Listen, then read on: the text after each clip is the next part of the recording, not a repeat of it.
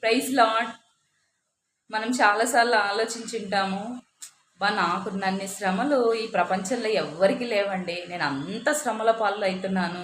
దేవుడు నన్ను ఎందుకు ఇంత శ్రమ పడుతున్నాడో, నేను ఇంత అప్పులలో ఉన్నాను, అవమానం గుండా వెళ్తున్నాను, నాకు ఇంత అనారోగ్యంగా ఉంది అని మనం ఫీల్ అవుతుంటాం కదండి. కానీ నేను కూడా అదే రీతిగా అనుకునేదాన్ని. ప్రకటన గ్రంథం చదివిన తర్వాత నాకు ఒకటి అర్థమైందండి. ఈరోజు మనం పడుతున్న శ్రమలు అసలు శ్రమలు కాదు.